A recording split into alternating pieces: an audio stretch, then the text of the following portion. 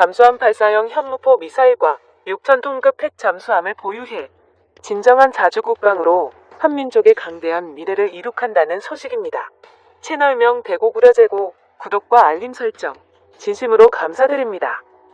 며칠 전 한국은 현무포 미사일의 사거리와 탄두 폭장량을 대폭 늘려 KDDX 이지스 구축함과 항공모함 등 다양한 군함에 현무 미사일을 탑재하려는 계획을 검토했습니다.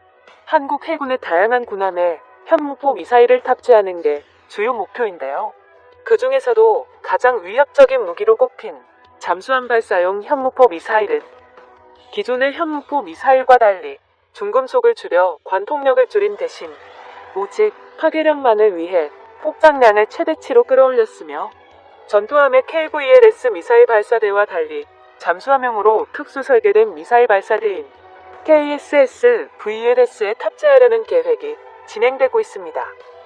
국방과학연구소는 이러한 형태의 잠수함 발사용 현무 미사일에 현무 44 SLBM 미사일이라는 새로운 코드명을 부여했으며 현무 44는 무거운 탄두 무게를 감당하기 위해 새로운 형태의 2단 로켓을 채택, 기존에 갖추고 있던 추력편형 노즐과 스텔스 도루 등 적대탐 설계 등의 신기술을 강화시켜 고도의 미사일 요격 방어망을 완벽하게 돌파하도록 설계해 날아가는 도중 미사일이 절대로 피격되지 않을 정도로 난공불락에 가깝게 만들어질 것입니다. 이러한 괴물급 미사일인 현무 44 미사일을 잠수함용 미사일 발사대인 KSS VLS에 장착, 한국 해군의 6,000톤급 핵 잠수함 한 척당 무려 12발 이상 탑재하려 합니다. 현재 한국이 연구 개발 중인 잠수함 발사형 현무 미사일을 탑재하는 특정한 종류의 핵 잠수함을 SSBN이라고 부르며 잠수함용 현무 미사일을 SLBM이라고 부릅니다.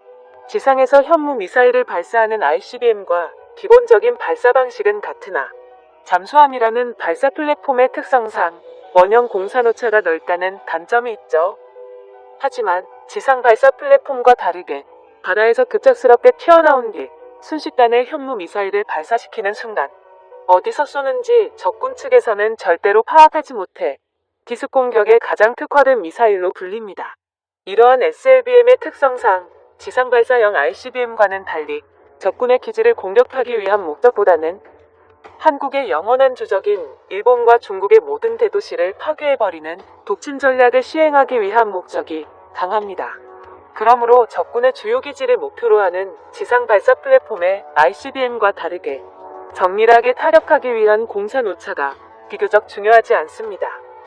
또한 일본과 중국의 대도시를 전부 박살내기 위해 현무포 미사일에 들어있던 중금속을 빼내고 폭장량을 늘렸다는 결정적인 차이점도 있죠. 관통력 대신 파괴력을 향상시켜 대도시 전체를 날리기 위한 방식을 채택한 것입니다. 현무 44 미사일을 탑재하기 위해 6,000톤급 핵 잠수함을 8년 내에 개발한다.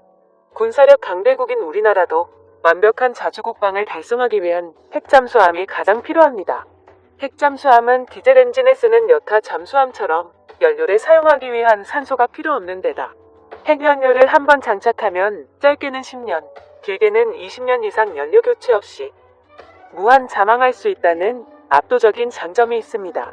덕분에 적진의 영해, 깊숙한 바다 밑에 가라앉아 있다가 불시에 상승해 적국의 대도시에 미사일 초토화 공격을 할 수 있으며 여차하면 핵 잠수함은 핵무기로 불리는 핵미사일까지 장착이 가능합니다. 무엇보다 한국군의 핵 잠수함은 실시간으로 바다를 항해하기 때문에 비교적 미사일 사거리라는 제한받지 않습니다. 즉, 어디든지 항해하다가 적국의 대도시 코앞에서 미사일을 발사하는 것도 가능하죠. 한국군의 핵 잠수함 덕분에 일본과 중국은 24시간 두려워하며 벌벌 떨게 되는 상황. 한국은 이러한 핵 잠수함용 반응로에 대해 관련 기술을 충분히 확보했으며 2020년대 중반부터 핵 잠수함 건조를 시작하게 될 것입니다. 대한민국의 강력한 자주국방을 위한 현무 44 미사일 핵 잠수함 소식에 일본 커뮤니티 마토메 스레드는 발칵 뒤집힌 상황. 한국의 SLBM 핵 잠수함 게시글에 올라온 일본 네티즌들의 댓글 반응을 번역해봤습니다. 이 오반도가 규모 있는 무기 개발을 실천하는 동안 일본은 잠수함용 원자로 기술력이 부족했고 2021년에 측정된 강유성의 예산도 부족해. 스가네각은 할 줄 아는 게 대체 뭐야? 해상자위대도 오래된 재래식 잠수함 대신 고성능의 원자력 잠수함을 보유하고 싶어 하는 게 분명하잖아. 빌어먹을 이제는 원자력 잠수함에 미사일까지 탑재하는지 허세를 부려서 이지스함 핵 잠수함을 가지는 행위가 겉으로는 좋을지 몰라도 경제적인 문제에서는 가장 많은 어려움을 겪게 된다. 한국은 자신의 사이즈에 맞는 신발을 신지 않는다면 순식간에 파산할지도 몰라.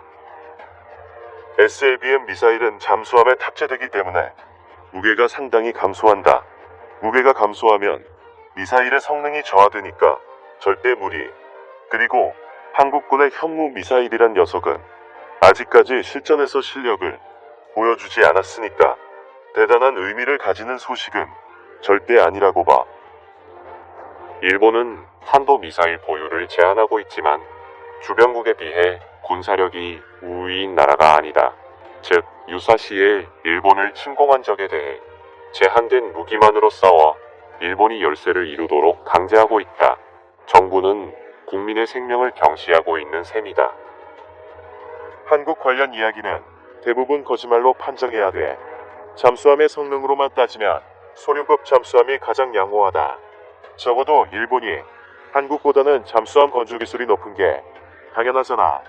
지난 세월 동안 축적된 자료량의 차이를 무시하지 마. 만약에 영입권 분쟁으로 전투가 발생하면 일본이 반격한다는 것을 한국인들은 몰라. 막상 한국이 핵잠수함처럼 비겁한 무기를 사용한다면 일본도 긴급히 전투 준비를 하겠지.